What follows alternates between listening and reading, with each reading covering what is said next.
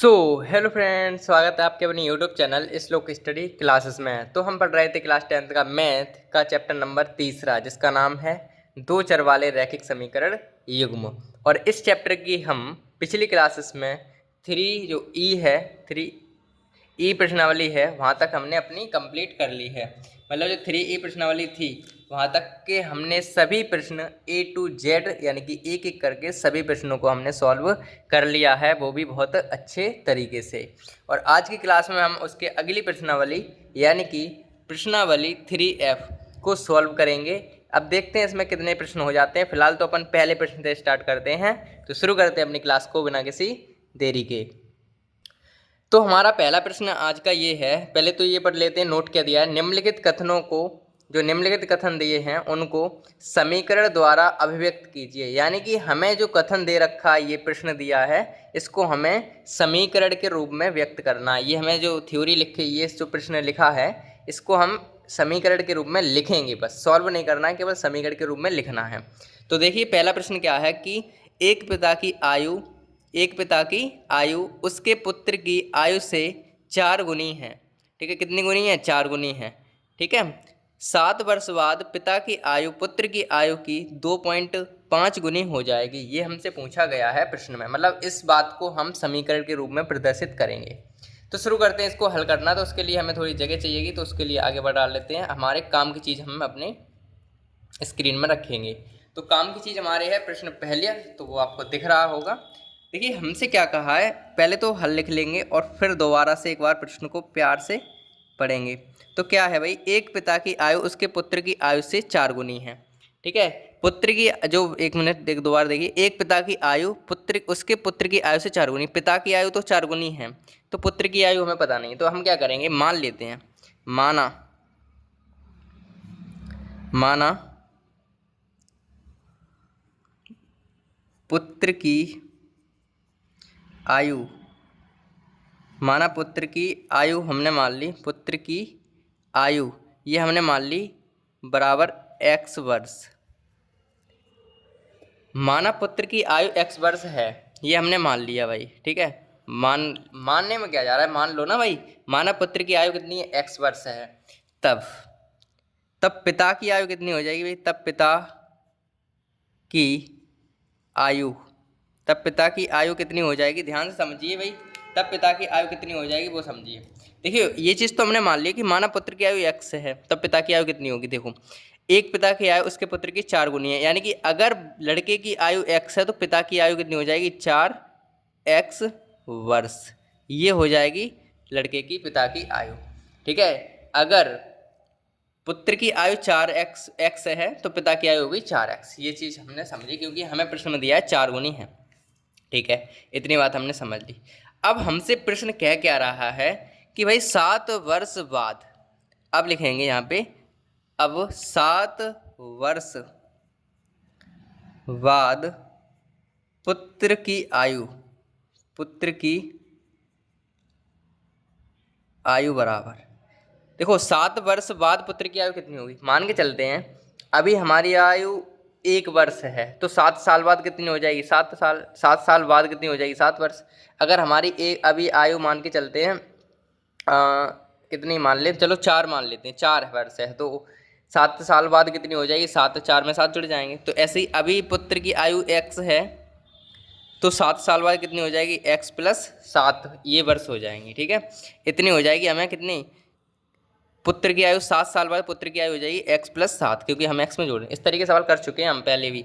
अब कह रहे हैं अब 7 वर्ष बाद पिता की आयु कितनी होगी, ये बताओ। पिता की आयु यू कितनी होगी, देखो 7 वर्ष बाद पुत्र की आयु तो इतनी हो गई, 7 वर्ष बाद पिता की आयु कितनी हो जाएगी, पिता की आयु अभी 4 है, 4x है। फिर जब 7 वर्ष बाद होगी तो 7 हो जाएगी, x 4x + 7 हो जाएगी। ठीक है, अब हमारे प्रश्न में क्या कह रहा है, ये बात हमने समझी कि 7 वर्ष बाद की बात हो गई, कि 7 वर्ष बाद दोनों की आयु होगी x + 7 और 4x + 7, ये दोनों हो गई। अब हमें पता करना है, अब हमसे क्या कहा है कि भाई 7 वर्ष बाद जो पिता की आयु है वो इतनी गुनी हो जाएगी। ठीक है, तो देखिए अब हम प्रश्न की शर्त लिखेंगे यहाँ पे, प्रश्नानुसार प्रश्न के अनुसार क्या है वो, प्रश्न के अनुसार क्या है, एक बार ध्यान से देखिए। प्रश्न के अनुसार क्या है, जो दोबारा पढ़ते थे, 7 वर्ष बाद, ये 7 वर्ष के बाद की आयु आ गई। अब यहाँ से पिता की आयु उसके पुत्र की आयु की इतनी गुनी है। ठीक है, अब यहाँ से एक चीज़ समझने की ये है, ये चीज़ समझने की ये है, पता क्या है यहाँ समझने की बात ये है। अब एक बात बताइए, 7 वर्ष बाद जो पिता हैं उनकी आयु इतनी गुनी हो जाएगी, यानी कि पिता बड़े होते तो पिता की तो इतनी गुनी होगी भाई। तो हम क्या करेंगे, उल्टे करेंगे, हम क्या करेंगे, लड़के की तरफ गुना कर देंगे। जैसे कि यहाँ पे देखिए, लड़के की आयु कितनी है अभी, मतलब मान के चलो अभी पिता की आयु लिख लो। अगर पिता की आयु कितनी है, पिता की आयु हमारी है 4x + 7, यही तो है 7 वर्ष बाद। और लड़के की आयु हमारे पास x + 7 है, ये लड़के की आयु है इधर वाली, ये लड़के की x + 7 और ये पिता की आयु है। ठीक है, अब इसमें हमसे कह रहे हैं 7 वर्ष बाद पिता की आयु पुत्र की आयु की इतनी गुनी, मतलब पिता की आयु गुनी हो रही है। तो हमें क्या करना है, उल्टा करना है। हमें करना है क्या, हमें करना है लड़के की आयु जो है उसको बड़ा करना है, क्योंकि ये तो पहले से ही गुने हो रहे हैं। तो बराबर करने के लिए हमें, अब देखो पिता तो पहले से ही बड़ा है, तो लड़के को अगर बराबर करना है तो हम इनकी आयु में ही तो गुना करेंगे। तो इसको गुना कर देंगे कितना, 2.5 गुना इसको कर देंगे। कुल मिला के हम लड़के की आयु में इतना गुना करेंगे, क्योंकि हमें पिता की आयु गुना करने को बोला था, लेकिन हमें पिता की गुना 2.5 गुना पिता थे, लेकिन हम क्या करेंगे, उल्टे करेंगे, हम पुत्र को कर देंगे गुना। ये चीज़ समझने की थी यहाँ पे बस। अब इसे सॉल्व करेंगे तो देखिए, ये हो गया 4x + 7 बराबर। अब इसमें थोड़ी कैलकुलेशन में तो आपको दिक्कत होगी, तो हम इसको 2.5 को लिख सकते 5/2 और x + 7 ये हम लिख सकते हैं ना। देखो 2.5 को हम ऐसे लिख सकते हैं, 2 दूनी 4, 2 पंजे 10, काट कूट के तो यही आएगा। तो इसको हम इस तरीके से लिख दे देंगे, आगे कर रहे हैं। ठीक है, अब आगे सॉल्व करो, या फिर ये समीकरण के रूप में बन गया, इसको कर लो, या फिर यही समीकरण का आंसर होगा। ठीक है, यही हमारा क्या हो जाएगा, आंसर हो जाएगा। ठीक है, अब चाहो तो सॉल्व कर लो, कोई दिक्कत नहीं, लेकिन उत्तरमाला में हमारे पास यही प्रश्न का आंसर दिया है। तो हम क्या करेंगे, इतने ही को सॉल्व करेंगे, क्योंकि हम क्यों अपना दिमाग ज़्यादा ख़राब करें। तो हमने इस बात को समीकरण के फॉर्मेट में बदल दिया है। ठीक है, ये हमारे पास समीकरण आ गया। किसका आ गया, ये हमारे पास इस प्रश्न का आंसर आ गया। तो इतना प्रश्न था हमारा। एक बार दोबारा समझ लेते हैं। देखो थ्योरी वाइज प्रश्न जो होते हैं वो थोड़े समझने के लिए दिक्कत देते हैं, तो फिर आपको अच्छे समझना है। तो देखो लिखने में दिक्कत होगी, ये चीज़ है, तो लिखने में कुछ नहीं है। पहले मानेंगे भाई, माना पुत्र की आयु x वर्ष है। अब जब पुत्र की x वर्ष हो गई तो पिता की आयु 4x हो जाएगी, क्योंकि प्रश्न में दिया है 4 गुना हो जाता है। 7 वर्ष बाद जो 7 वर्ष हैं, उस 7 वर्ष बाद पुत्र की आयु कितनी हो जाएगी, x + 7। x अभी है, 7 वर्ष बाद x + 7, ऐसे ही पिता की हो जाएगी।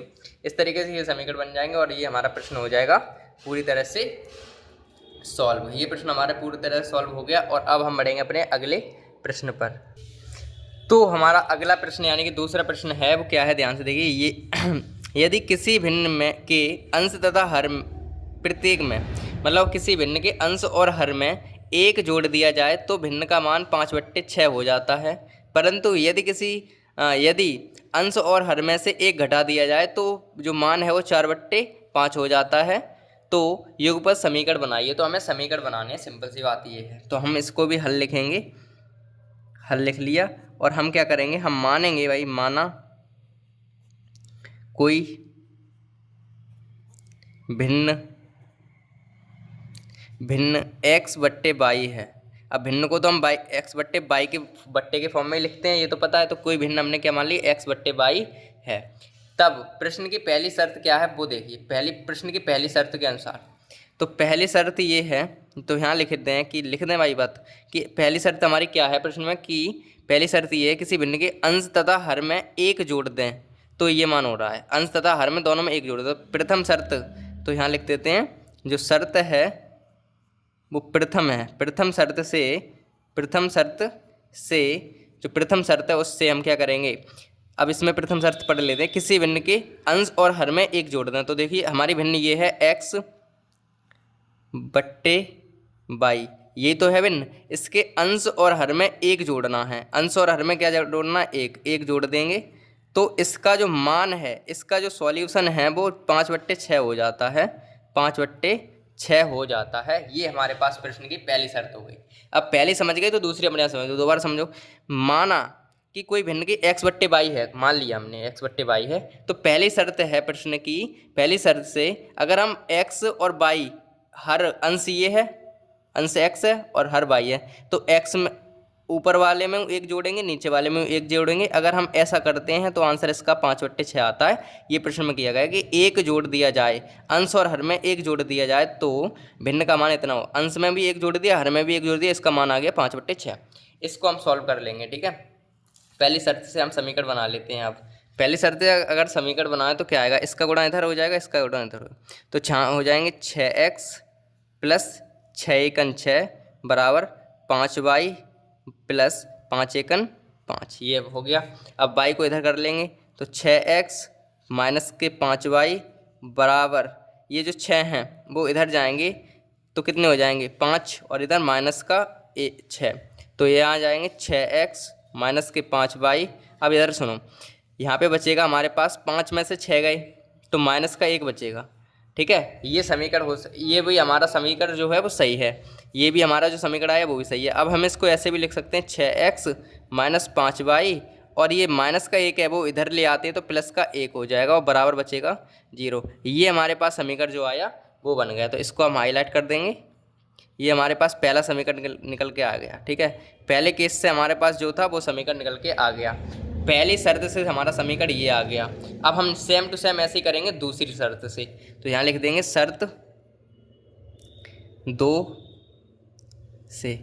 शर्त जो सेकंड है उससे, अब शर्त सेकंड पहले पढ़ लेते हैं। शर्त सेकंड हमसे कहा गया है, देखो यहाँ तक तो पहली शर्त हो जाता है, 5/6 हो जाता है, ये पहली शर्त से हो गई।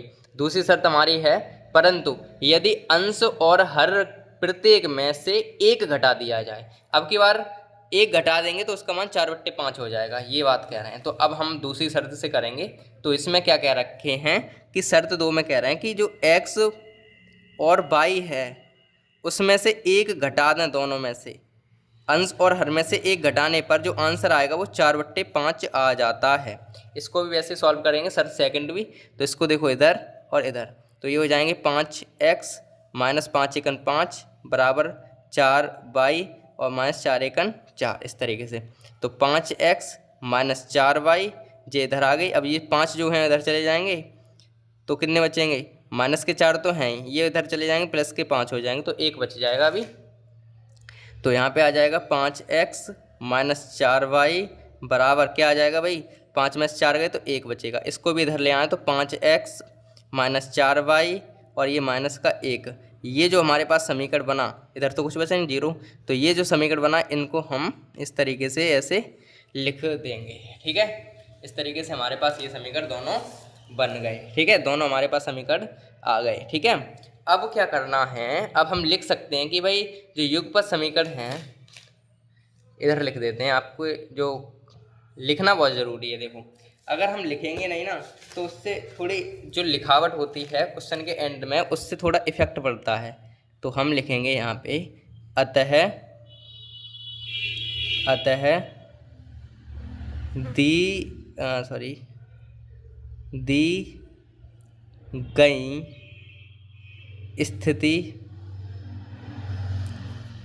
स्थिति के युगपत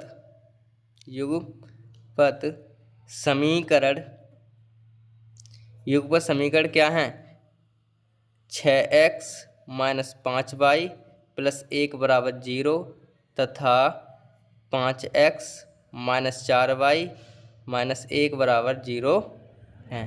इस तरीके से ये प्रश्न होता है कंप्लीट, ठीक है। अब ये चीज़ लिखना इस वजह ज़रूरी रहती है, ज़रूरी क्या, इस चीज़ से लिखने को अच्छे से राइटिंग में लिखेंगे तो एग्जामिनर जो होगा वो सीधा इस पर ही निगाह डालेगा और ये आंसर हमारे हैं तो आराम से हो जाएगा, ठीक है। बाकी आंसर पे हाईलाइट कर देंगे ऐसे डब्बा बना के, तो ये आंसर हमें दूर से ही दिख जाते हैं कि हाँ इस बच्चे के ये आंसर आए हैं, ठीक है। तो ये प्रश्न थोड़ा सा आसान था, फिर भी हो गया कंप्लीट। और आसान के साथ ही साथ अब हम बढ़ेंगे अपने किस पे भाई, अगले प्रश्न की तरफ अब बढ़ते हैं, ठीक है। तो हमारा तीसरा प्रश्न है वो क्या है, ध्यान से समझते हैं। तीसरा प्रश्न ये है कि दो संख्याओं का योग 64 है, यदि उनमें से एक संख्या दूसरी संख्या की 3 गुनी है तो संख्या ज्ञात कीजिए, ठीक है। हमसे संख्याएं पूछी हैं तो कुल मिला के पहले तो हमें समीकरण बनाना, साथ ही साथ सॉल्व भी करना है इसमें। तो अब देखो दोबारा एक बार जल्दी जल्दी पढ़ लिया ना अपन, अब दोबारा से इसे करेंगे, दोबारा से अच्छे से पढ़ के तब सॉल्व करेंगे। देखो थ्योरी वाले जितने प्रश्न होते हैं, ये जो भाषा वाले प्रश्न होते हैं, उन्हें जितना बार पढ़ेंगे हम उतना ही हमें अच्छे से समझ में आएगा, ये बात है। ठीक है, तो हल लिख लिया। अब हम क्या करेंगे, दोबारा पढ़ लेते हैं। देखो दो संख्याओं का योग 64 है यदि उनमें से एक संख्या दूसरी संख्या की 3 गुनी है। तो हम मान लेते हैं कि भाई माना एक संख्या बराबर x है, एक संख्या x है, उनमें से दूसरी संख्या वो 3 गुनी है। अगर एक संख्या हमारी x है तो दूसरी संख्या कितनी होगी बताओ भाई, दूसरी संख्या बराबर कितनी होगी, या तब लिख लो। माना एक संख्या x है तब दूसरी संख्या कितनी है। अब ध्यान से देखो ना, ये तो उनमें से एक संख्या दूसरी संख्या की 3 गुनी है, तो अगर एक संख्या x है तो दूसरी संख्या कितनी हो जाएगी भाई, 3x। ठीक है, 3x हो जाएगी, ये हमारे पास हो गया काम। माना एक संख्या हमारी x है तो दूसरी संख्या हो जाएगी 3x। ठीक है, अब क्या कह रहे हैं, दो संख्याओं का योग। ठीक है, जो हमारे पास संख्या दी हैं, जो हमने ये लिखी, इन दोनों संख्याओं का योग 64 है। तो पहली संख्या हमारी है x, पहली संख्या कितनी है x, पहली संख्या कितनी है x है, और दूसरी संख्या कितनी है 3x है, और इन दोनों का जो योग है, इन दोनों का योग है वो 364 के बराबर है, ये चीज़ है। ठीक है, 64 के बराबर, ये आवाज़ समझ में आई, 64 के बराबर। तो 3x और 1x कितने हो गए, 4x बराबर 64, ये आ गया। ठीक है, अब आगे कर लेते हैं। तो x बराबर क्या आएगा, 64/4। तो x बराबर क्या आ जाएगा, इनको काटेंगे, 64 को काटेंगे, 16 चौक 64 यानी कि 16। x का मान कितना आ गया हमारे पास, 16।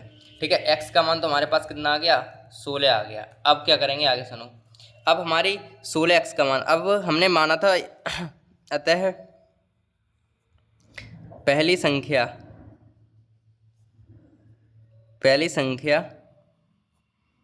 x बराबर, पहली संख्या हमने x मानी थी ना, देखो एक संख्या x है, पहली संख्या x बराबर 16 है, तब दूसरी संख्या क्या हो जाएगी, दूसरी संख्या क्या है हमारे पास, 3x है, 3x है, तो क्या हो जाएगी, 3 गुणा x का मान रख देंगे यहाँ पे 16। तो 3 गुणा 16 मतलब कितने हो जाएंगे, x का मान 16 थी 48। तो अतः हमारी संख्या क्या होंगी, अतः हमारी दोनों संख्या क्या हो जाएंगी, अतः दोनों संख्याएं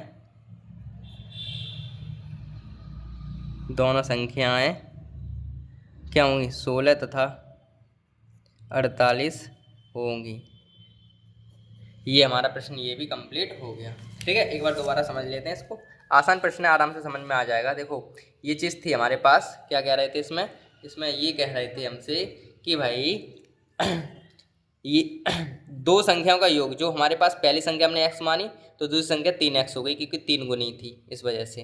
तो इन दोनों का योग x प्लस 3x, इनका 64 है, दो संख्याओं का योग, इन दोनों का योग 64 है। इसको हमने सॉल्व किया तो हमारे पास आया आंसर 16। फिर हमने क्या माना, पहली संख्या हमारी x थी तो x 16 आ गया, दूसरी संख्या हमारी 3x थी तो 3x का मान रख दिया, 16 थी 48 हो गए। ऐसे ही दोनों संख्या हमारे पास होंगी 16 और 48। इस तरीके से ये प्रश्न हो गया हमारा एकदम बेहतरीन तरीके से कंप्लीट। और अब हम बढ़ेंगे अपने अगले प्रश्न पर। हाँ, तो हमारा चौथा यानी कि अगला चौथा सवाल है कि यदि हम अंश में 1 जोड़ दें तथा हर में से 1 घटा दें तो भिन्न 1 में बदल जाती। यदि हर में 1 जोड़ दें तो यह संख्या कितनी हो जाती है, वह संख्या ज्ञात कीजिए। देखो हमारे प्रश्न में क्या कहा गया है कि भाई अगर हम एक संख्या में जो हर है उसमें 1 जोड़ें पहले, फिर हर में से 1 घटा दें, मतलब अंश में 1 जोड़ दें और हर में से 1 घटा दें, तो हमारे पास जो आंसर है वो क्या हो जाता है, 1 में बदल जाती है, 1 में बदल जाती है। यदि हर में 1 जोड़ दें, ठीक है, केवल हर में 1 जोड़ दें तो यह भिन्न 1/2 में बदल जाती है, तो वह भिन्न क्या होगी, ये हमसे कहा गया। तो हम पहले से हल लिख लेंगे इसमें और उसके बाद सॉल्व करेंगे। तो हल लिख लिया, अब क्या करेंगे, यदि हमने मान लिया कि माना कोई भिन्न x/y है, ये हमारे पास कोई भिन्न है x/y।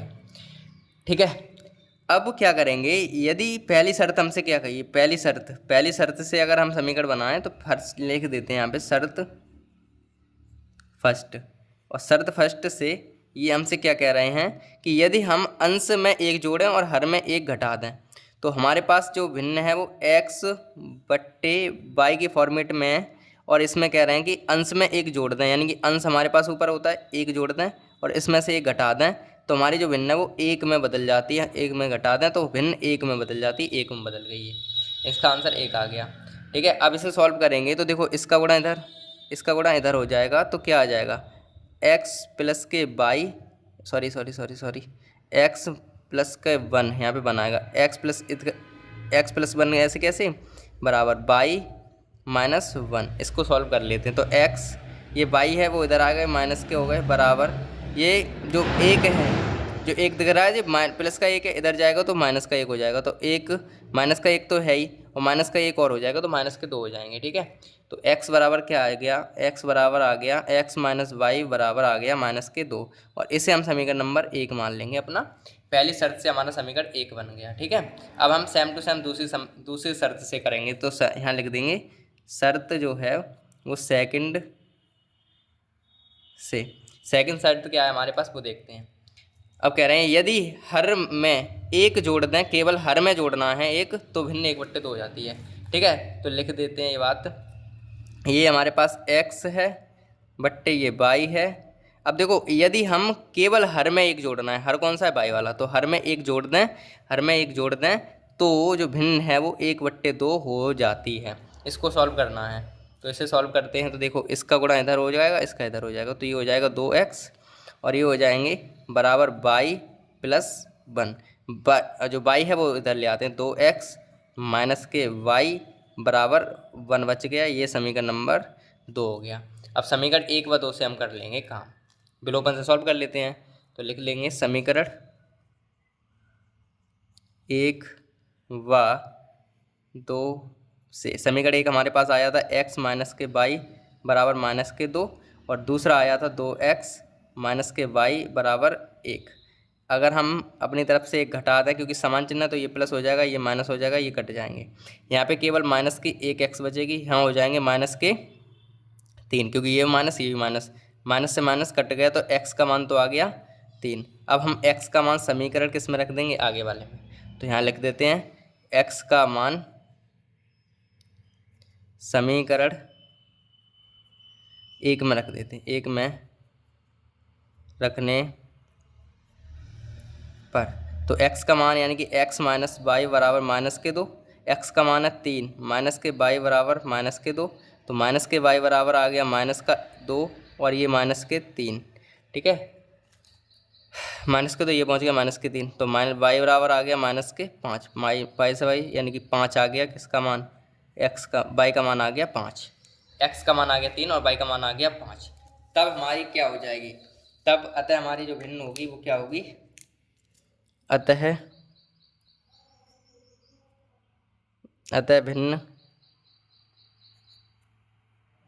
भिन्न क्या हो जाएगी, अतः भिन्न, तो भिन्न हमारे पास क्या मानी थी, हमने माना था x बट्टे बाई माना था। ठीक है, x बट्टे बाई तो माना था, तो x का मान कितना आया 3, तो 3 तो आ गए ऊपर और बाई आ गया 5, अरे यहाँ आ गया 5, तो यहाँ ये चीज़ अभी मत लिखो, यहाँ से नीचे लिख लेंगे, अतः हमारी भिन्न 3/5 होगी। ठीक है, समझ में आ गया होगा ये चीज़। ठीक है, अब दोबारा से देखो, यहाँ पे हमने भिन्न मानी थी x बट्टे बाई, तो x का मान तो आएगा 3, तो ऊपर 3 आ गए, बाई का मान आ गया 5, तो 5 नीचे है, तो अतः हमारी भिन्न क्या होगी 3/5 होगी। इस तरीके से ये प्रश्न हो गया कंप्लीट। ठीक है, अब देखो यहाँ तक तो आपने अच्छे से कटा हो, पहली शर्त से समझ में आ गया होगा, दूसरी शर्त से समीकरण बनाने हैं और सिंपल सा विलोपन विधि से सॉल्व करके x और y के मान निकाल के अपने जो माना था उसमें रख देंगे और हमारा आंसर आ जाएगा। ठीक है, तो इस तरीके से ये प्रश्न भी हमारा एकदम बेहतरीन तरीके से हो गया कंप्लीट। और अब हम बढ़ेंगे अपने अगले प्रश्न पर। तो अगला प्रश्न हमारा क्या है वो ध्यान से देखते हैं। अगला प्रश्न भी कि हमारा अगला प्रश्न है कि 5वां है कि यदि किसी भिन्न के अंश में 6 जोड़ दिया जाए तो इतना हो जाता है और उसके हर में केवल 7 जोड़ते हैं तो क्या हो जाता है, एक वह 1/2 3 में बदल जाती है। सिंपल सा इसे पढ़ लिया हमने, अब यहाँ पे लिख देंगे हल और इसे सॉल्व करेंगे। ठीक है, सॉल्व कर लेते हैं आगे। देखो क्या करना है हमें कि भाई मान लेते हैं कि माना कोई जो भिन्न है कोई भिन्न है एक्स बट्टे बाई है, एक्स बट्टे बाई है, ये हमने मान लिया। ठीक है, तब क्या होगा, तब फर्स्ट शर्त जो है, जो शर्त है फर्स्ट से, शर्त जो फर्स्ट है वो क्या कह रही है, यदि किसी भिन्न के अंश में 6 जोड़ दिया जाए तो इतना हो रहा है। तो अंश में यानी कि एक्स बट्टे बाई तो हमारे पास हैं और इसका अंश है ऊपर वाला, यानी कि इसमें 6 जोड़ेंगे तो आंसर आ रहा है 1/2। ये पहली शर्त आ गई हमारी। ठीक है, ये पहली शर्त आ गई और पहली शर्त हो गई। अब हम इससे दूसरी शर्त से काम करेंगे। तो दूसरी शर्त से क्या होगा वो देखिए, पहले पहली शर्त को सॉल्व कर लो भाई, तब चलेंगे दूसरी पे। पहली शर्त को सॉल्व करें तो इसका इधर गुणा करेंगे, इसका इधर करेंगे, तो ये हो जाएगा 2x प्लस के 2 छिंग 12 बराबर 12 बाई एकन बाई। तो इधर आ जाएगा 2x, ये माइनस के बाई, और ये आ जाएगा इधर जाके माइनस के 12। ये समीकरण जो बना वो पहला बन गया हमारे पास। ठीक है, पहला समीकरण बन गया ये। अगला समीकरण बनाएंगे दूसरी शर्त से। तो यहाँ लिखेंगे शर्त सेकंड से। शर्त सेकंड क्या है वो देखिए, शर्त सेकंड हमारे पास क्या है वो देख लीजिए। शर्त सेकंड हमारे पास क्या है वो एक बार दोबारा ऊपर चलते हैं तब देखा। यहाँ से शर्त है यदि उसके हर में 7 जोड़ते हैं तो 1/3 हो रही है। अब की बार उसके हर में जोड़ना है 7। तो भिन्न हमारे पास क्या थी, भिन्न हमारे पास x बट्टे बाई और हर में 7 जोड़ेंगे अगर तो आएगा हमारे पास 1/3। इसको इधर करेंगे, इसको इधर, तो ये हो जाएंगे 3x, ये हो जाएंगे बराबर बाई प्लस के 7। तो ये हो जाएंगे 3x, इधर चले जाएंगे माइनस के बाई और यहाँ आ जाएगा 7, और ये समीकरण बन जाएगा दूसरा। अब इनको हम विलोपन विधि से सॉल्व कर लेंगे और हमारे आंसर हमारे पास आ जाएंगे। तो यहाँ लिखेंगे समीकरण 1 व 2 से। समीकरण 1 क्या है हमारे पास, 2x माइनस के बाई बराबर माइनस के 12, और ये है 3x माइनस के बाई बराबर 7। ठीक है, ये हो गया हमारा समीकरण। तो इनको अगर हम, ये हमारे पास पहला है और ये हमारे पास दूसरा है, इनको अगर सॉल्व करें तो यहाँ ध्यान से देखोगे तो ये माइनस माइनस के, यानी कि ये प्लस करने के लिए ये हमें चेंज करने पड़ेंगे। माइनस कर दिए, ये प्लस हो गए, ये कट गए, ये हो जाएंगे, केवल x बचेगी माइनस की, और ये माइनस माइनस के जुड़ जाएंगे। तो 12 में 7 अगर जोड़ेंगे तो कितने होंगे भाई, 12 में 7 जोड़ेंगे, 12 में 5 जोड़ेंगे तो हो जाएंगे 17, 17 में 2 और जोड़ देंगे तो कुल मिला के 19 हो जाएंगे। तो x का मान तो माइनस के 19, तो x बराबर क्या आ जाएगा, 19 हमारे पास x का मान आ जाएगा। ठीक है, x का मान तो हमारे पास आ गया 19। अब हमें निकालना है किसका, y का मान। तो इधर निकाल लेते हैं इस साइड। तो यहाँ लिखेंगे कि x का मान समीकरण 1 में रखने पर, 1 में रखेंगे तो देखो क्या होगा, 2x माइनस के y बराबर माइनस के 12 तो हैं, तो x की जगह 19 रखने हैं। तो x इंटू 19 माइनस के y बराबर माइनस के 12। तो 19 दूनी 38, जो प्लस के होंगे वो उधर चले जाएंगे, किसके, माइनस के 38। तो माइनस के y बराबर आएगा माइनस के 50। तो y बराबर कितना आ जाएगा, 50। ठीक है, y बराबर कितना आ जाएगा, 50। ठीक है, तो y का मान कितना आ गया, 50। तो हमने क्या माना था, हमने x बट्टे y मानी थी, फिर तो x का मान तो आ गया 50 और y का मान आ गया कितना, 19। ठीक है, ये हमारे पास आंसर आ गया। तो लिख देंगे कि अतः हमारी भिन्न क्या होगी भाई, अतः हमारी भिन्न जो है 50/19 होगी। ये हमारे पास प्रश्न हो गया कंप्लीट। ठीक है, 50/19 हमारी होगी। तो इस तरीके से ये प्रश्न होते हैं। अब ये प्रश्न आप जैसे जैसे करते चलोगे वैसे वैसे आपको आसान लगते चलेंगे और अपनी स्पीड भी बढ़ाते चलेंगे। तो इस तरीके से हमारा जो पहला यानी कि 5वां प्रश्न था वो भी कंप्लीट हो गया। और अब हम बढ़ेंगे अपने अगले प्रश्न पर। तो हमारा 6वां प्रश्न है वो क्या है, ध्यान से देखिए। 6वां प्रश्न हमारा कह रहा है यदि किसी भिन्न के अंश और हर में 2 जोड़ दिया जाए तो भिन्न का मान 9/11 हो जाता है। यदि अंश और हर में दोनों में 3 जोड़ दिया जाए तो उसका मान हो जाता है 5/6 हो जाता है। तो भिन्न ज्ञात कीजिए, ये कह रखा है। तो सबसे पहले तो हल लिखेंगे और उसके बाद अपना काम शुरू करेंगे। तो माना भाई क्या, माना कोई भिन्न x/y है, तब प्रथम शर्त से, जो शर्त फर्स्ट है उससे काम करेंगे। तो फर्स्ट शर्त क्या है, किसी भिन्न के अंश और हर में 2 जोड़ना है। किसी अंश यानी कि कोई भिन्न है, उसके अंश और हर में 2 जोड़े, तो लिख देंगे यहाँ पे भिन्न तो हमने मान ली x/y, और अंश में भी 2 जोड़ने हैं, हर में भी 2 जोड़ने हैं, और अगर हम दोनों में 2 जोड़ रहे हैं उसका मान हो रहा है 9/11। इस तरीके से ये प्रश्न है। सॉल्व करें तो 11x हो जाएगा, प्लस 11 दूनी 22 हो जाएंगे, बराबर 9y हो जाएंगे, और ये हो जाएंगे प्लस के 9 दूनी 18। यहाँ से सॉल्व करोगे तो 11x माइनस के 9y बराबर के 18, और इधर चले जाएंगे माइनस के 22, तो 11x माइनस के 9y बराबर माइनस के कितने बच जाएंगे 4। ये समीकरण पहला बन गया। ठीक है, पहला समीकरण बन गया। ये समीकरण नंबर 2 से करेंगे तो दूसरी शर्त से करेंगे, तो वो यदि अंश और हर में 3 जोड़ने हैं आपकी बार, तो दूसरी शर्त में अंश और हर में कितने जोड़ने हैं 3, तो यहाँ लिख देंगे ये चीज़ शर्त नंबर 2 से।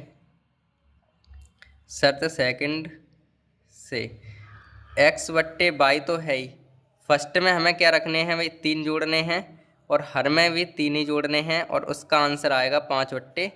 ये हमें प्रश्न में दे रखा है। ठीक है, ये हमें प्रश्न में दे रखा है। अब इसे सॉल्व करेंगे तो यहाँ तो 6x प्लस के 6 × 18 बराबर 5y प्लस के 5 × 15, इस तरीके से। ठीक है, आगे करें तो क्या होगा भाई 6x माइनस के 5y बराबर 15 तो हैं, ये माइनस के 18 हो जाएंगे इधर, तो 6x माइनस के 5y बराबर माइनस के 3। ये समीकरण नंबर बन गया दूसरा। ठीक है, ये समीकरण बन गया क्या, दूसरा समीकरण बन गया। अब हम करेंगे समीकरण 1 व 2 से। समीकरण 1 के हमारे पास क्या है 11x माइनस 9y बराबर माइनस के 4, दूसरा है 6x माइनस के 5y बराबर माइनस के 3। ये समीकरण हमारे पास हैं, इनको हम सॉल्व कर लेंगे विलोपन विधि से। ठीक है, तो विलोपन विधि से सॉल्व करने के लिए कोई भी चीज़ सेम करनी पड़ेगी, हमें सेम तो करनी पड़ेगी ना। तो सेम करने के लिए क्या करें हम, जो कि सेम हो जाए, तो गुणा भाई दोनों का ही करना पड़ेगा। तो कर लेते हैं, एक काम करते हैं, इनका गुणा करेंगे 5 में और इनका गुणा करेंगे 9 में, जा में 9 में जम 5 में, इनका गुणा करना है। देखो 5 का 11 में करेंगे 55, x माइनस 9 पंजे 45 y बराबर, और 20 हो गए ये 9 छिंग 6 नैम 54 x माइनस 5 नैम 45 y बराबर 9 × 27 माइनस के। देखो भाई घटाएंगे, ये तो घट जाएंगे, तो ये प्लस के हो जाएंगे, ये प्लस के हो जाएंगे, ये कट गए। तो ये देखो 54 में से 55 गएंगे, तो क्या बचेंगे भाई 1 x बच जाएगी, बराबर ये 27 हैं, ये प्लस के ये 20 हैं, तो 20 में से जब 27 में से 20 जाएंगे तो बचेंगे यहाँ पे 7। तो x का मान तो हमारे पास कितना आ गया 7, और x का मान आप रख देंगे समीकरण 1 में। तो यहाँ कर लेंगे वो काम, तो इधर रख लेते हैं x का मान समीकरण 1 में रखने पर, तो 11x माइनस 9y बराबर माइनस के 4। इसे सॉल्व करो तो 11 × 7 माइनस 9y बराबर माइनस के 4, तो ये 11 × 7 = 77 हो गए, माइनस के 9y हो गए बराबर माइनस के 4 हो गए, माइनस के 9y और माइनस के 4, और ये भी माइनस के 77 चले जाएंगे इधर ही। तो हमारे पास फाइनल क्या बचेगा वो देखिए, माइनस के 9y इन्हें जोड़ दो भाई, ये हो जाएंगे हमारे पास 81, माइनस के माइनस से माइनस कट गया, 9 नैम 81, तो y बराबर तो आ गया 9। ठीक है, y बराबर तो हमारे पास आ गया 9। अब हम क्या करेंगे, सिंपल हम इधर कर लेते हैं। अतः हमने माना क्या था, ठीक है, हमने क्या माना था कि भाई हमने ये माना कि x का मान है x/y जो है वो हमने क्या माना था, भिन्न मानी थी। ठीक है, x/y तो अपनी भिन्न मानी थी। जब x/y भिन्न मानी तो x का मान हमारे पास कितना आया 7, और y का मान हमारे पास कितना आया 9, तो हमारी भिन्न क्या आ जाएगी 7/9। ठीक है, 7/9। ठीक है, तो अब आप एक लाइन लिख लेना, अतः हमारी भिन्न 7/9 होगी। ठीक है, इस तरीके से ये प्रश्न भी हो गया कंप्लीट। और अब हम बढ़ेंगे अपने अगले प्रश्न पर। तो हमारा अगला 7वां प्रश्न है, वो क्या है कि भाई दो संख्याओं का अंतर 26 है और एक संख्या दूसरी संख्या की 3 गुनी है, तो संख्या ज्ञात कीजिए। ये हमारे पास प्रश्न है और इस टाइप का हम प्रश्न पहले भी कर चुके हैं, तो सॉल्व कर लेते हैं इसको भी। कि भाई माना पहली संख्या, क्योंकि हमारे पास दो संख्या है तो उनमें से पहली संख्या मान लेते हैं x है, और तब दूसरी संख्या क्या हो जाएगी भाई, तब दूसरी संख्या हमारे पास क्या हो जाएगी, बताओ। दूसरी संख्या हो जाएगी 3 गुनी है, यानी कि 3x होगी, 3x होगी। ये चीज़ हमने समझ ली। अब हमारे प्रश्न में कह रहे हैं कि भाई दोनों संख्याओं का अंतर, तो हम बड़ी वाले में से देखो, ये पहली संख्या x है, दूसरी संख्या 3x है, तो इनमें से बड़ी कौन सी है, 3x है ना, तो हम 3x में से एक x घटा देंगे, इनका आंसर आ रहा है 26, क्योंकि दोनों संख्या का अंतर 26 है। तो देखो 3x में से 2x गई तो 3x में से 1x गई तो बची 2x, बराबर बचेंगे हमारे पास 26 तो हैं ही। अगर हम एक संख्या को दूसरी संख्या से काटेंगे तो क्या आएगा, देखो इससे ये कट गया तो x बराबर आ गया 13, ठीक है, x बराबर क्या आ गया, 13 आ गया, ठीक है, x बराबर 13 हमारे पास आ गया। अब हम क्या करेंगे, हमने पहली संख्या क्या मानी, अतः पहली संख्या हमारे पास क्या थी, x मानी थी, तो पहली संख्या तो 13 आ गई। और दूसरी संख्या क्या मानी हमने, दूसरी संख्या हमारे पास क्या है 3x, यानी कि 3 इंटू एक्स की जगह पे 13, तो x का मान आ गया 13 3 39। तो एक संख्या तो क्या हो जाएगी हमारे पास, एक संख्या 13 हो जाएगी, एक संख्या 39 हो जाएगी। तो संख्या हमारी क्या होंगी, संख्याएं 13 तथा 39 होंगी, ठीक है, 13 तथा 39 होगी, ठीक है। इस तरीके से ये जो कौन सा प्रश्न 7वां प्रश्न था वो भी हो गया कंप्लीट। आसान प्रश्न था ये भी, और हमारे पास ये प्रश्न भी कंप्लीट होता है। और अब हम बढ़ेंगे अपने अगले प्रश्न पर। तो हमारा 8वां प्रश्न है, वो क्या है, ध्यान से देखते हैं। कि किसी बच्चे को अपने घर से पिकनिक स्थल पर पैदल पहुंचने में 6 घंटे लगते हैं, किंतु वह साइकिल से उसी दूरी को 2 घंटे में तय कर सकता है। ये तो उसकी साइकिल की औसत चाल उसकी पैदल चाल से 7 किलोमीटर अधिक है, 7 किलोमीटर प्रति घंटा अधिक हो, तो उसकी पैदल चाल और साइकिल की चाल ज्ञात कीजिए। मतलब कितनी तेज वो पैदल चलता है, पैदल चाल बतानी है और साइकिल की चाल हमें बतानी है। अब देखो इसे सॉल्व भी कर लेते हैं जल्दी से। तो ध्यान से समझना इस प्रश्न को ध्यान से। देखो हल लिख लिया हमने, सबसे पहले तो हल लिख लिया। हल अब देखते हैं क्या मांगना है। मान लेते हैं कि माना घर से पिकनिक स्थल की दूरी मान लेते हैं पहले तो। जो माना भाई देखो ना कि घर जो बच्चा है वो कहाँ से घर से पिकनिक स्थल तक जा रहा है, ये दूरी हम मान लेते हैं। माना घर से पिकनिक स्थल की दूरी x किलोमीटर है, x किलोमीटर, ये हमने मान लिया भाई। माना कि घर से पिकनिक स्थल की दूरी x किलोमीटर है। अब चालें निकालते हैं। चाल, तब पैदल चाल कितनी होगी भाई, तब पैदल चाल क्या होगी, पैदल चाल बराबर का फॉर्मूला क्या होता है, चाल बराबर दूरी बट्टे समय। ये रफ पे कर लो थोड़ा सा, चाल बराबर दूरी बट्टे समय। चलो लिख ही देते हैं, कोई दिक्कत थोड़ी नहीं है, क्योंकि हम इसे सॉल्यूशन ही कर रहे हैं। तो पैदल चाल निकालने के लिए हम चाल बराबर दूरी बट्टे समय लगा देते हैं। चाल बराबर क्या होता है, दूरी बट्टे में समय। ये तो फॉर्मूला है भाई, चाल बराबर दूरी बट्टे समय, ठीक है। तो दूरी तो हमने क्या मान ली, घर से पिकनिक स्थल की दूरी तो हमने मान ली x। दूसरी बात, समय हमारे पास कितना लग रहा है वो देखिए। समय हमारे पास कितना लग रहा है कि किसी बच्चे को घर से पिकनिक स्थल पर पहुंचने में 6 घंटे, जो पैदल जा रहा है वो 6 घंटे ले रहा है। कितना ले रहा है, 6। तो समय हमारे पास 6 घंटे है, तो इतने x बट्टे 6 जो पैदल चाल आ गई वो कितनी आ गई, इधर लिख देते हैं कि भाई पैदल चाल बराबर हमारे पास क्या आ गई, x बट्टे में 6 किलोमीटर प्रति घंटा। ये हमारे पास आ गई पैदल चाल आ गई। अब हमें निकालनी है क्या, अब हमें निकालनी है साइकिल की चाल। साइकिल की चाल क्या आएगी वो देखिए, पढ़ लेते हैं भाई। ये तो उसकी साइकिल की औसत चाल, अच्छा वो तो बात की बात है, किंतु साइकिल से 2 घंटे में तय कर सकता है, ठीक है। तो साइकिल की चाल निकाल ले, पैदल चाल तो हमारी आ गई, और साइकिल की चाल क्या हो जाएगी वो देखिए। यहाँ लिख दें, तथा लगा देते हैं, तथा साइकिल की चाल बराबर क्या होगा, दूरी बट्टे समय तो होगा, दूरी बट्टे समय। दूरी तो सेम है, घर से पिकनिक तक ही जाएगा तो दूरी तो सेम है, एक्स ही है, लेकिन समय अलग है। समय क्या है वो देख लीजिए। देखो पैदल में 6 घंटे लग रहे हैं, लेकिन तो साइकिल से तो 2 घंटे लग रहे हैं, यानी कि साइकिल से चाल के 2 घंटे, यानी कि ये हो गए 2 किलोमीटर प्रति घंटा। ये हमारी चाल निकल के आ गई साइकिल। तो लिख देते हैं साइकिल की चाल हमारे पास आ गई, साइकिल की चाल जो है वो आ गई हमारे पास x/2 किलोमीटर प्रति घंटा। ठीक है, दो चीज़ हमारे पास निकल के आ गई। एक तो एक पैदल चाल आ गई, ये यानी कि पैदल वो इतनी स्पीड से चल रहा है, ये चीज़ पैदल वाली है।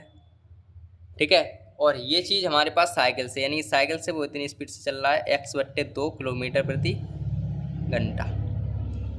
ठीक है, ये चीज़ हमने निकाल ली। अब हमारे प्रश्न में क्या कह रहा है वो देखिए। प्रश्न में जो क्या कह रहा है, प्रश्न में क्या कह रहा है, प्रश्न में ये कह रहा है कि 2 घंटे तय करता है, यहाँ तक पहुँच गए। अब कह रहे हैं यदि उसकी साइकिल की औसत चाल उसकी पैदल चाल से 7 किलोमीटर अधिक है, 7 किलोमीटर प्रति घंटा अधिक है, तो देखिए किसकी, मतलब साइकिल की जो चाल है वो 7 किलोमीटर तेज चल रही है, साइकिल 7 किलोमीटर तेज अधिक चल रही। तो हम लिख देंगे प्रश्न के अनुसार, प्रश्न के अनुसार क्या होगा, जो साइकिल की चाल है, ठीक है, जो साइकिल की चाल है, साइकिल की चाल क्या है, x/2, जो साइकिल की चाल है और बराबर जो उसकी चाल है किसकी, पैदल वाली, x/6। अब देखिए यहाँ पे कौन सा केस पड़ रहा है वो देखिए। देखो ये तो साइकिल की चाल आ गई, ये रही, और ये पैदल चाल आ गई, ये रही। ठीक है, ये साइकिल की चाल ही। उसमें जो कह रहे हैं कि जो साइकिल की चाल है वो 7 किलोमीटर ज़्यादा तेज चल रही है, यानी कि जो पैदल वाली चाल से ज़्यादा 7 किलोमीटर अधिक है ये वाली। अब ये तो ऑलरेडी अधिक है ही ना, मतलब x/2, ये वाली तो पहले से ही अधिक है, मतलब साइकिल तो तेज पहले से ही चल रही है। तो हमें बराबर करने के लिए उल्टा चलना पड़ेगा, हमें साइकिल में 7 नहीं अधिक करने पड़ेंगे, बल्कि जो पैदल चल रहे हैं उसमें 7 हम अधिक करेंगे। ये इस तरीके से, जैसे पिता वाले और पुत्र वाले की आयु में करा था ना हमने, उल्टे चलते हैं वैसे ही करेंगे। जैसे साइकिल तो पहले से तेज चल रही है, अब हमें पैदल तेज करने के लिए हमें इसमें ही तो जोड़ने पड़ेंगे, बराबर करने के लिए इसके बराबर हो गए। अब ये दोनों क्या हो गए, बराबर हो गए, बराबर निशान नहीं तो लगाया था, तो इन दोनों को बराबर करने के लिए हमने क्या किया, इसमें जोड़ने की जगह इसमें। कहा तो प्रश्न में ये है कि ये ज़्यादा तेज है, ये 7, जो साइकिल की चाल है x/2, साइकिल की चाल ही तो तेज चलेगी, साइकिल ही तो तेज चलेगी, पैदल थोड़ी नहीं चलेगा तेज, साइकिल तेज चलेगी, इस वजह से हमने साइकिल में ना जोड़ के पैदल वाले को तेज किया, 7 जोड़ के। इस तरीके से कुल मिला के उल्टा चलना है, साइकिल को कहा है उन्होंने तो हम पैदल वाले में 7 जोड़ दिए, बस सिंपल सी बात ये है। इस समीकरण को लेकर सॉल्व कर लेते हैं भाई। ठीक है, तो देखिए ये x/2 तो ऐसे के ऐसे बराबर, यहाँ पे देखो 6 बट्टे में तो 6 रहेंगे, और x प्लस यहाँ 1 मान लिया ना, 6×6 x और 7×6 42, इस तरीके से। ठीक है, अब थोड़ा सा और हम आगे बढ़ें तो वो क्या होगा वो देखिए। देखो ये तो कट गए, 2 3 6, 3 बार में 3 का इधर गुणा कर देंगे, 3x बराबर x प्लस के 42। ये इधर जाएंगे तो यहाँ पे बच जाएंगे 2x बराबर 42, और ये इनसे कट जाएंगे तो x बराबर क्या आ जाएगा भाई, क्या आ जाएगा, 2 1 2, 2 1 2, 2 दूनी 4, 2 1 2, x का आ गया इतना। इन्हें कि दूरी हमारे पास आ गई, जो x ही तो मानी थी दूरी, दूरी क्या मानी हमने, x, तो 21 किलोमीटर हमारी दूरी आ गई है, 21 किलोमीटर क्या आ गई इसकी दूरी, क्योंकि हमने x ही तो भाई किलोमीटर मानी थी। अरे भाई भूल गए इतनी जल्दी, क्या माना घर से x दूरी है तो x किलोमीटर दूरी, जो x क्या मानी थी हमने, क्या मानी थी, x क्या मानी थी, दूरी मानी, तो 21 किलोमीटर दूरी थी, ये चीज़ थी। अब आगे बढ़ते हैं, अब हमें निकालनी है उनकी चाल है। ठीक है, तो हम आगे बढ़ते हैं अगले प्रश्न, मतलब अगले प्रश्न पे तो नहीं, इसकी आगे बढ़ेंगे, पर बढ़ेंगे अगले पेज पर। तो हम पेज लगा लें अगला। ठीक है, तो देखिए क्या है, अगले पेज पे चलेंगे। तो फिलहाल तो हम यहाँ पे यहाँ से इतनी चीज़ समझनी है आपको कि हमारी दूरी आ गई ये, बस इतनी चीज़ हम समझनी है। अब ध्यान से समझना, अब हमें निकालनी पैदल चाल, भाई पैदल कितना तेज चल रहा था तब।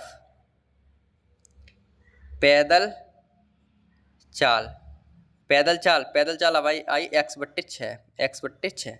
ठीक है, x/6 हमारी पैदल आई, तो x का मान कितना आ गया था, 21 किलोमीटर दूरी आई थी 6, ये आ गए क्या।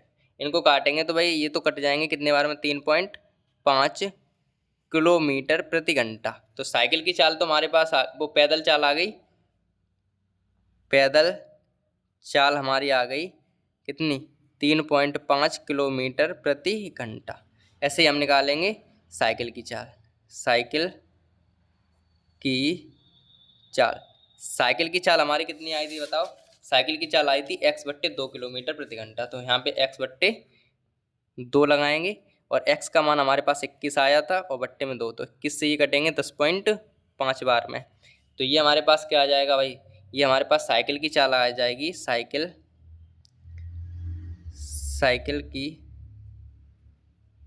चाल जो आई वो 10.5 किलोमीटर प्रति घंटा, ये चीज़ आ गई। तो हमारे पास साइकिल की चाल और पैदल चाल आ गई। तो हाँ लिख देंगे अतः यहाँ से लिख लेते हैं। अतः कौन था, बच्चा था ना, अच्छा ठीक है। बच्चे की पैदल चाल तथा साइकिल चाल क्रमशः क्या है, 3.5 किलोमीटर प्रति घंटा तथा 10.5 किलोमीटर प्रति घंटा है। ठीक है, इतनी होगी हमारे पास ये चाल। ठीक है, इस तरीके से ये 8वां जो प्रश्न था हमारा वो भी कंप्लीट होता है।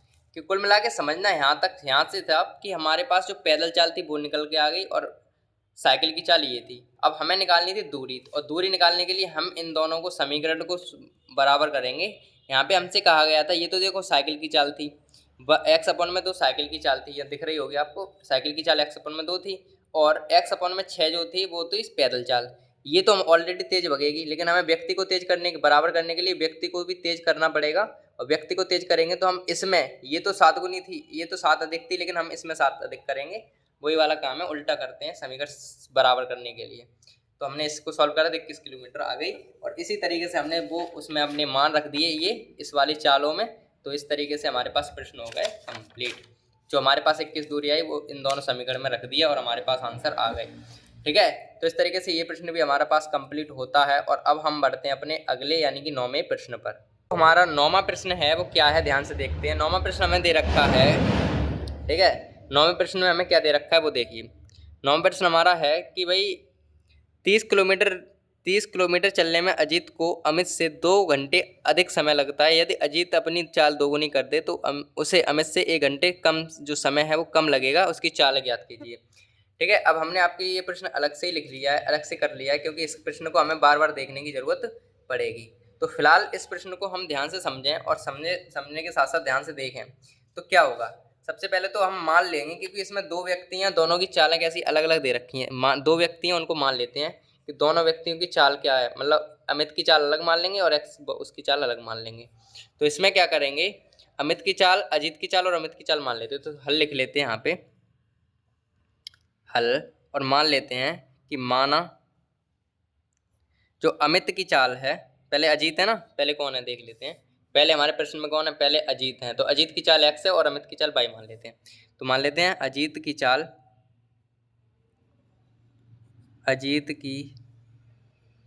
चाल x किलोमीटर प्रति घंटा है तथा अमित की चाल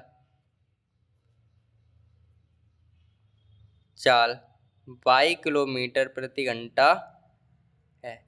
ये हमारे पास चालें हैं अजीत की और अमित की। ठीक है, ये हमारे पास चाल आ गई। ठीक है, और साथ ही साथ हमें दूरी कितनी दे रखी प्रश्न में, हमें कुल दूरी दे रखी 30 किलोमीटर। 30 किलोमीटर दूरी है दोनों के लिए।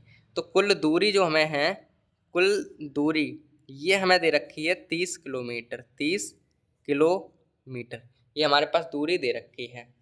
अब बात क्या है, इनमें ये कह रहे हैं कि अजीत जो है, अजीत की चाल है और अमित की चाल है, उनमें जो अंतर 2 घंटे का है, मतलब 2 घंटे समय अधिक लगता है। यानी कि दोनों में क्या, जो अजीत की चाल है और अमित की चाल है, उसका अंतर यानी कि घटाना, इनमें से ये घटाएंगे तो 2 घंटे लिख लेंगे। 2 घंटे है तो कह सकते हैं अजीत की चाल और अमित की चाल में 2 घंटे का अंतर है। इस तरीके से अपनी भाषा में कह सकते हैं। तो हम लिख सकते हैं भाई यहाँ पे कि अजीत की चाल, मतलब अजीत का जो समय है, घंटा मतलब समय तो है, सॉरी यहाँ पे थोड़ी गलत कह गए हम। यहाँ पे क्या है, घंटे हैं, यानी कि अजीत का समय और अमित को जो समय लगेगा, अजीत का समय लगेगा और अजीत का समय और अमित के समय में क्या 2 घंटे का फर्क आ रहा है, 2 घंटे का अंतर है। तो लिखेंगे अजीत को लगा समय और माइनस अमित को लगा समय,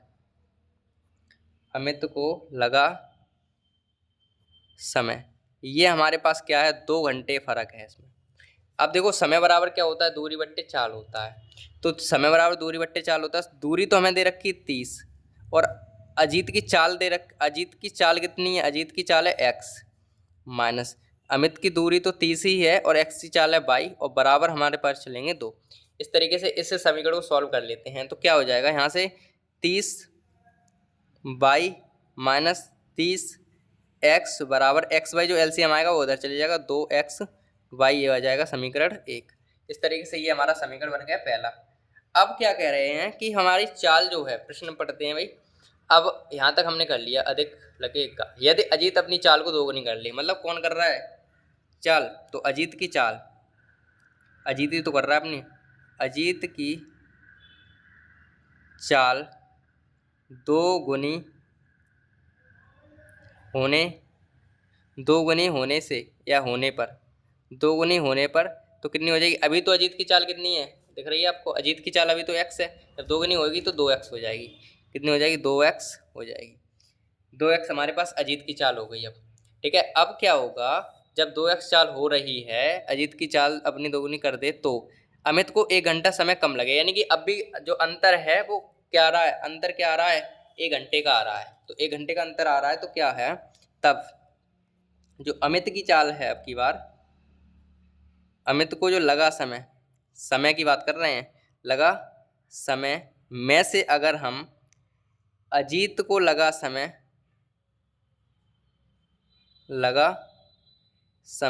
इनका अंतर आ रहा है 1 घंटा। ठीक है, इनका अंतर क्या आ रहा है, 1 घंटा आ रहा है। ठीक है, तो अमित की चाल यानी कि यहाँ पे 30 किलोमीटर तो दूरी है, चाल अमित की तो चेंज हुई नहीं है, तो x क्या अमित की हमने y मानी थी तो y आ जाएगी, माइनस अजीत की जो दूरी है वो तो 30 ही है और चाल बदल के हो गई 2x हो गई है, और इसे हम सॉल्व करेंगे तो देखो इसका एलसीएम आ जाएगा 2xy और इसे कर लेंगे यहाँ पे इस तरीके से सॉल्व। तो ये हो जाएगा हमारे पास 260x माइनस 30y बराबर 2xy, ये हमारे पास समीकरण नंबर 2 बन गया। ठीक है, डायरेक्ट सॉल्व कर लिया। अब समीकरण 1 व 2 से हम यहाँ से काम करेंगे, तो कर लेते हैं भाई। यहाँ पे समीकरण 1 व 2 से, समीकरण 1 हमारे पास क्या है, समीकरण 1 है हमारे पास 30y माइनस 30x बराबर 2xy, और इसमें क्या है 60x प्लस के 60x माइनस के 30y और बराबर के 2xy, ये हमारे पास है। ठीक है, इस तरीके से ये आगे सॉल्व करें तो देखो भाई ये तो हमारे पास कट गए दोनों प्लस माइनस के, ये हमारे पास 30x बचेंगे बराबर ये हो जाएंगे 4x बाई, x से x कट गया और ये हो गए बाई, 30/4 बराबर बाई। इनको काटेंगे 2 से काटेंगे तो कितने आएंगे भाई, तो ये हमारे पास आएंगे भाई 15/2 बराबर बाई, और हम काटेंगे तो कितने आएंगे भाई, 2 से और काट लेते हैं, तो 2 से काटेंगे, 2 पंजे 10, 2 छिंग 2 7 14 और 2 पंजे 10, तो बाई का मान आ गया हमारे पास क्या 7.5 किलोमीटर। तो बाई का मान हमारे पास आया 7.5। ठीक है, अब एक्स का निकाल लेते हैं यहाँ पे, तो बाई का मान समीकरण 1 में रख दें, 1 में रखने पर तो 3y माइनस 30x बराबर 2xy। तो बाई का मान देखो कौन सा रखेंगे हम, बाई का मान ये रख देते 15/2, क्यों पॉइंट मारला रखेंगे तो कैलकुलेशन कठिन पड़ेगी, तो 15/2 रखेंगे बाई की जगह पे, तो 30 × 15/2 माइनस 30x बराबर 2 × 15/2 इंटू एक्स, 2 से 2 कट गए, 2 30 कट गए, 15 आ गए यहाँ पे, 15 गुणा 15 हम करेंगे 225 माइनस 30x और बराबर 15x, ये चले जाएंगे इधर, तो ये 30x और 15x हो जाएंगे 45x, तो यहाँ आ जाएगा 225 बराबर माइनस के 45x, ये माइनस के है ना, ये माइनस, ये 15 प्लस के हैं, 30 प्लस के हैं, तो इधर जाएंगे प्लस के हो जाएंगे, माइनस के हैं तो इधर प्लस के 45x हो जाएंगे। 45 नीचे आ जाएंगे, यहाँ पे 215 बट्टे में 45 अपॉन बराबर x। इनको इनसे काटेंगे, तो इनको इनसे जब हम काटेंगे तो हमारे पास 45 पंजे कितने हो जाएंगे, 225, 5 हम 25, 2 से 5, 2 5 20 और 2 22, यानी कि 45 को इतने से कटेगा 5 बार में, तो x का मान आ जाएगा 5 किलोमीटर प्रति घंटा। क्या आ जाएगा, x का मान। ठीक है, इस तरीके से x का मान आ गया हमारे पास 5 किलोमीटर प्रति घंटा और y का मान आ गया 7.5 किलोमीटर प्रति घंटा। ठीक है, अब इसको अतः करके लिख देते हैं कि अतः अजीत की जो चाल है, ठीक है, अतः अजीत की चाल है वो है कितनी, 5 किलोमीटर। अब लिख लेते हैं ना ये लाइन, देखो ध्यान से देखेंगे, इससे लिखेंगे, इससे माना, यहाँ पे लिखो अतः अजीत की चाल, अजीत की चाल, अजीत की चाल x मानी थी, तो x का मान हमारे पास कितना आया था, x का मान हमारे पास कितना आया था, x का मान हमारे पास कितना आया था, 5 आया था, x का मान 5 लिख देंगे, 5 किलोमीटर प्रति घंटा है। अतः अजीत की जो चाल है, अजीत की चाल 5 किलोमीटर प्रति घंटा है तथा अमित की चाल, अमित की चाल कितनी थी, 7.5 किलोमीटर प्रति घंटा है। इस तरीके से ये हमारे पास प्रश्न कंप्लीट होता है। ठीक है, इस हिसाब से हमारा ये प्रश्न जो दिया था हमारे पास प्रश्न, ये वाला प्रश्न 9वां प्रश्न, ये हमारे पास एकदम बेहतरीन तरीके से कंप्लीट हो गया। और अब हम बढ़ेंगे अपने 10वें प्रश्न पर। तो हमारा 10वां प्रश्न है वो क्या है कि ऋतु धारा के अनुकूल 2 घंटे में 20 किलोमीटर तैर सकती है। मतलब कोई ऋतु नाम की लड़की है, वो धारा के जो अनुकूल है, मतलब धारा जिस दिशा में बह रही है उसी दिशा में वो तैरने की कोशिश करेगी तो 20 किलोमीटर तैर सकती है, 20 किलोमीटर की दूरी तय कर सकती है। और धारा के प्रतिकूल वो 2 घंटे में 4 किलोमीटर तैर पाए, मतलब धारा इस तरफ बह रही तो वो तैरेगी इस तरफ, मतलब धारा ऐसी आ रही तो वो तैरेगी उल्टी, विपरीत तैरेगी तो वो 4 किलोमीटर ही तैर पाती है। उसके स्थिर जल की तैरने की चाल याद करनी है हमें, कितनी तैर पाई स्थिर जल में। तो ठीक है, तो इसमें भी मानना पड़ेगा भाई, कुछ मान लेते हैं कि माना क्या माना कि भाई स्थिर जल में ऋतु की, जो ऋतु है, ऋतु की स्थिर जल में, स्थिर जल में, स्थिर जल में किसकी तरह, धारा के जो स्थिर जल है, मतलब ऋतु की जो स्थिर जल में तैरने की चाल, तैरने की चाल हम मान लेंगे x है, x किलोमीटर प्रति घंटा है, ये हमने मान लिया। और धारा की जो है, इधर सुनना ध्यान से, और धारा की चाल हम मान लेते हैं, तथा धारा की जो चाल है वो मान लेते हैं 22 किलोमीटर प्रति घंटा है। मतलब ऋतु की चाल, ऋतु की स्थिर जल में चाल, तैरने की चाल है x किलोमीटर और धारा की चाल 22 मान लेते हैं। ठीक है, अब सुनो ध्यान से क्या बात है। अब हमें ध्यान से ये समझना है कि भाई धारा की चाल में, यानी कि धारा के अनुकूल, धारा के अनुकूल कुल चाल कितनी होगी, बराबर। ध्यान से सोचने की बात है ये बात कि भाई देखो, धारा की जो अनुकूल चाल मतलब धारा की दिशा में, मतलब जिधर धारा बह रही है उधर ही तुम्हें तैरना है। तो स्थिर जल में ये तो x तो वो ऋतु की चाल है और धारा की चाल y है, यानी कि दोनों की अगर हम चाल जोड़ दें तो यही तो होगी भाई अनुकूल, मतलब वो स्थिर जल में जितनी तेज जोड़ेगी फिर धारा की चाल और बढ़ जाएगी। ठीक है, तो जो अनुकूल में होगी वो दोनों की चालें जुड़ जाएंगी, ऋतु की भी और धारा की, x प्लस वाई। और प्रतिकूल क्या हो जाएगा भाई, प्रतिकूल क्या हो जाएगा कि धारा के प्रतिकूल, प्रतिकूल धारा के प्रतिकूल की कुल चाल कितनी होगी, वो हो जाएगी x माइनस वाई। ठीक है, x माइनस वाई, यानी कि ये किलोमीटर प्रति घंटा में चालें आएंगी तो किलोमीटर प्रति घंटा हम लिख देते हैं। ठीक है, इतनी चीज हमें समझ में आ गई यहाँ से कि भाई धारा के अनुकूल हो जाएगी x प्लस वाई, धारा के प्रतिकूल चाल जो हो जाएगी वो x माइनस वाई हो जाएगी। ठीक है, इतनी बात समझ में आई। तब पहली जो शर्त हमें दे रखी है वो क्या दे रखी है, जो घंटे वाली शर्त है वो देखिए क्या दे रखी है। पहली शर्त हमसे ये कह रही है कि धारा के अनुकूल 2 घंटे में 20 किलोमीटर तैर सकती है। तो क्या होगा भाई, धारा के अनुकूल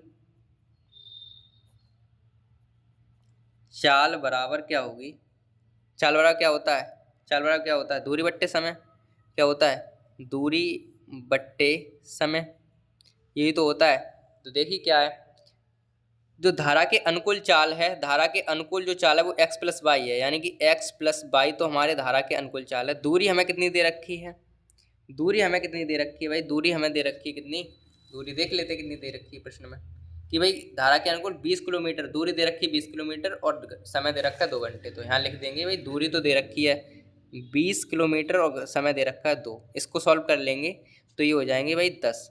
तो x प्लस वाई बराबर आ जाएगा 10 और ये समीकरण पहला बन गया फर्स्ट केस से। दूसरा समीकरण बनाए अगर तो दूसरा क्या बनेगा, धारा के विपरीत वाला, धारा के प्रतिकूल चाल, ये भी दूरी बट्टे चाल ही होगी, दूरी बट्टे समय होगा भाई, चाल बराबर तो वही समय होता है, दूरी बट्टे समय। तो भाई धारा की जो प्रतिकूल है, धारा के प्रतिकूल हमने x माइनस वाई आई थी हमारी, देखो धारा के प्रतिकूल की जो दिशा है वो x माइनस वाई आई, बराबर जो दूरी है वो कितनी है, जो दूरी है धारा के प्रतिकूल की दूरी हमारे पास कितनी है, धारा के जो प्रतिकूल है वो दूरी 4 किलोमीटर है और 2 घंटे समय है। तो लिख देते हैं वहाँ पे जो समय है, दूरी तो हमें दे रखी 4 किलोमीटर, समय दे रखा है 2, इनसे काटेंगे तो x माइनस वाई बराबर आ जाएगा 2 और ये समीकरण बन गया दूसरा।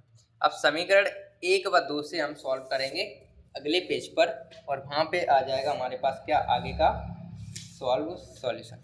x और y के मान निकालने, सिंपल सी बात तो ये है, ठीक है। तो यहाँ पे लिखेंगे समीकरण 1 व 2 से। तो पहला समीकरण हमारे पास क्या है दिख रहा है आपको, x प्लस वाई बराबर 10, x प्लस वाई बराबर 10 और दूसरा है x माइनस वाई बराबर 2, दूसरा है x माइनस वाई बराबर 2। इनको हम सॉल्व करेंगे तो देखो ये तो इनसे कट गया तो 2x बराबर आ गया 12, ठीक है। तो x का मान तो आ गया कितना, 2 छिंग 12, x का मान तो आ गया 6। अब x का मान हम समीकरण 1 में रख देते हैं, तो यहाँ पे x का मान समीकरण 1 में रखेंगे तो क्या आ जाएगा, x प्लस के वाई बराबर 10, x का मान है 6 प्लस के वाई बराबर 10, तो x बराबर वाई बराबर क्या आ जाएगा 6 माइनस 10 माइनस 6, तो वाई बराबर क्या आ जाएगा 10 में से 6 का क्या बचेंगे 4, वाई का मान आ गया 4, ठीक है, वाई का मान क्या आ गया 4, ठीक है। तो अतः जो हमारे पास एक चीज क्या निकल के आई, जो स्थिर जल में तैरने की चाल वही तो है। अब हमने माना क्या था वो देख लीजिए जल्दी से भाई, हमने माना ऋतु का स्थिर जल में तैरने की चाल x है, तो x का मान कितना आ गया हमारे पास h है, तो स्थिर जल में तैरने की चाल 6 है। और धारा की चाल हमने बाई माने, तो धारा की चाल कितनी है बाई 4 है। तो लिख देंगे यहाँ पे अतः